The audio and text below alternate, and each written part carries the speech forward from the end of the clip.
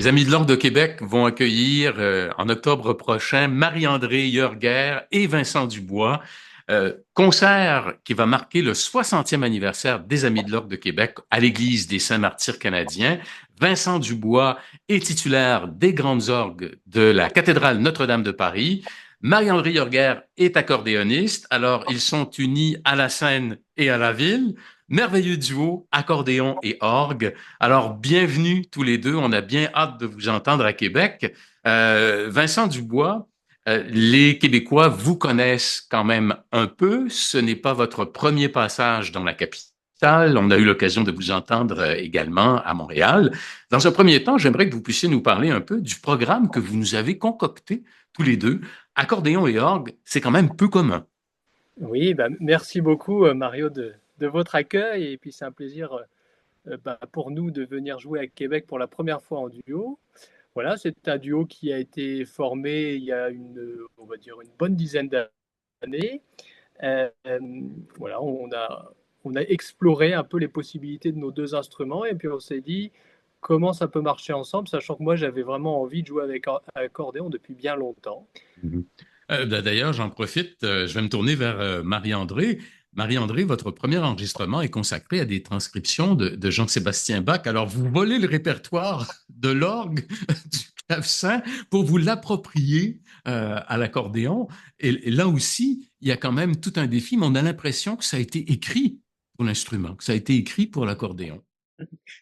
C'est vrai, comme c'est un instrument un peu récent, l'accordéon, on n'a pas la chance d'avoir, tout le répertoire, qu'a par exemple l'orgue, le clavecin, le piano et cetera mais comme c'est un instrument avec 2 claviers avant, donc en fait, c'est un instrument polyphonique avant, mais aussi à clavier. C'est vrai que du coup, au niveau de la palette et de la richesse sonore, on peut, aller, piquer, si je puis dire, un peu partout dans le répertoire, plus ancien que l'accordéon. L'accordéon, c'est, 1829.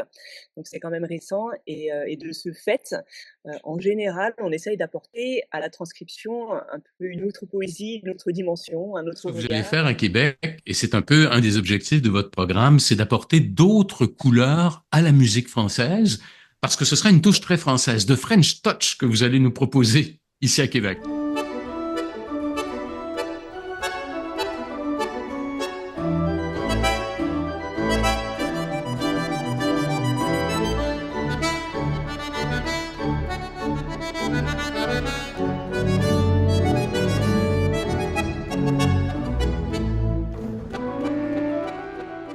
Oui, désolé pour la, le titre anglophone.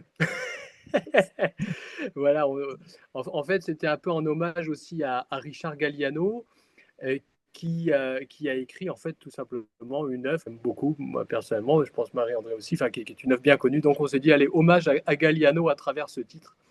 Oui, alors c'est un programme dans lequel on explore finalement le répertoire, beaucoup de répertoire pour piano quatre mains, qu'on transpose donc accordéon et orgue. L'idée, c'est, comme disait Marie-André, c'est de faire redécouvrir d'un point de vue du timbre, du point de vue de la couleur sonore, toutes ces œuvres, dont Dolly de Fauré, la petite suite de Debussy. Donc à travers l'orgue et l'accordéon, qui sont quand même des instruments qui peuvent être extrêmement expressifs, alors j'ai en particulier l'accordéon, puisque ce sont des lames qui vibrent un peu comme l'harmonium finalement, mais enfin avec une autre dimension que l'harmonium, dans le sens où l'étendue de son est beaucoup plus large, il y a beaucoup plus de graves, beaucoup plus d'aigus. Et puis Marie-André l'a pas dit, mais l'accordéon, c'est comme l'orgue, ça a des registres.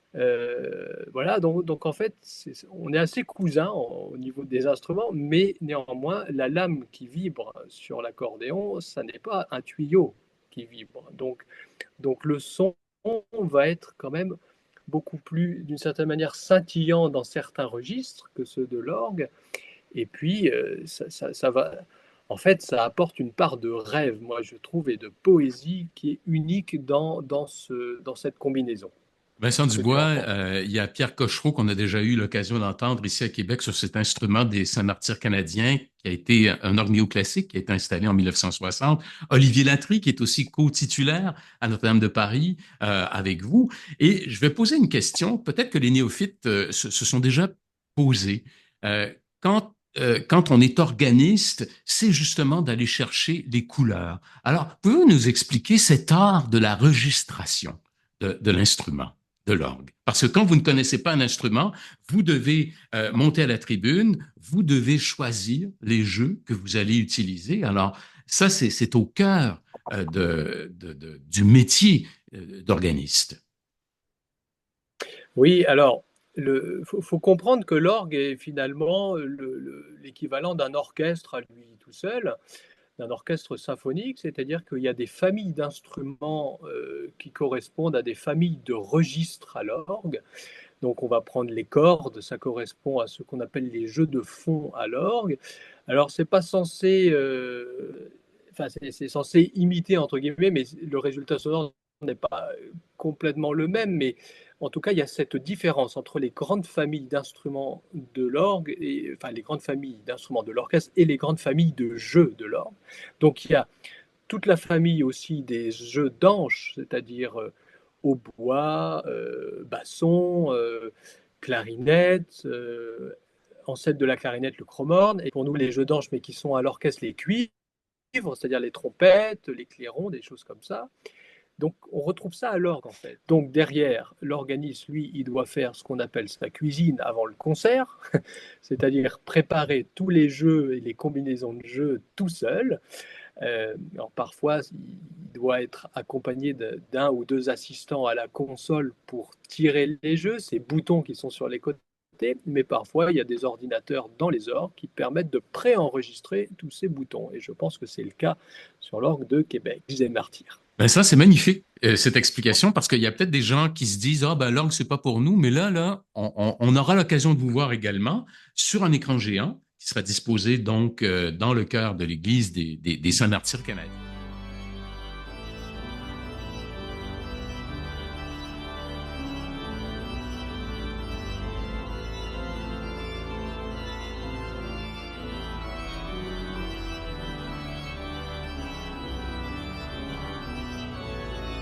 Très intéressant ce que vous racontez. On voit la complexité de l'instrument, de l'accordéon, la complexité de l'orgue, mais tout ça, ça s'efface. Quand vous êtes là, quand on vous entend, et j'invite d'ailleurs les gens qui nous écoutent en ce moment à aller sur votre chaîne YouTube, Marie-André, et on a quelques pièces qui y sont présentées. Alors, ça va vraiment, je crois, donner le goût aux gens de venir vous entendre à Québec. Il y a deux enregistrements sur lesquels on peut aussi vous entendre. Il y en a un qui est consacré à Bach, Marie-André, qui est quand même assez récent. Et de votre côté, Vincent Dubois, vous avez enregistré Éternelle Notre-Dame avec ce grand cavalier-col restauré, un programme très vaste, les grands classiques de l'orgue à Notre-Dame. Parlez-moi un peu de cet enregistrement. Ça a dû être quand même assez particulier de retrouver cette tribune, mais complètement restaurée, complètement réharmonisée. Ça a dû être un grand Oui, moment bah d'émotion. alors oui, ça déjà le fait de rejouer l'instrument après 5 ans et de se dire: «Oula, est-ce que ça va sonner pareil?» Alors oui, l'instrument sonne pareil, si je puis dire, dans la mesure où l'harmonie a été préservée et c'est tant mieux. Après la résonance dans la cathédrale, elle a quand même changé parce que, bah, tout a été nettoyé, donc il y a plus cette grosse couche de poussière qui freinait une partie des aigus notamment. Et aujourd'hui, on se retrouve avec un son quand même qui est extrêmement brillant, parfois un peu claquant, si je puis dire. Mais voilà, l'harmonie reste la même et elle est très ronde, cette harmonie, et on est heureux de pouvoir rejouer l'instrument qu'on a connu. Donc, je pense qu'on a réussi le pari, hein, en tout cas de ça, et avec un programme voilà, bah, qui est très diversifié. Avec, il y a la Marseillaise dessus, il y a la grande toccata et fugue en ré mineur de Bach, il y a la toccata de Widor, il y a le vol du bourdon qui a été arrangé par un de mes prédécesseurs, Léonce de Saint-Martin. Donc voilà, on peut entendre plein de couleurs en fait de l'orgue à travers ce disque et qui sont tout à fait uniques et qui sont finalement des couleurs, comme on dit, un peu signature du grand orgue de Notre-Dame. Mhm. Alors voilà, à tous les deux, on a bien hâte de vous entendre à Québec. Vous allez nous proposer des couleurs inédites. On va entrer dans un univers très poétique. Bon, il y aura une partie aussi où on va vous entendre en solo, Vincent Dubois, mais cette partie où vous serez là tous les deux dans un programme de musique française, et j'ai presque envie de dire que ça va coller aux couleurs de l'automne québécois au moment de votre passage.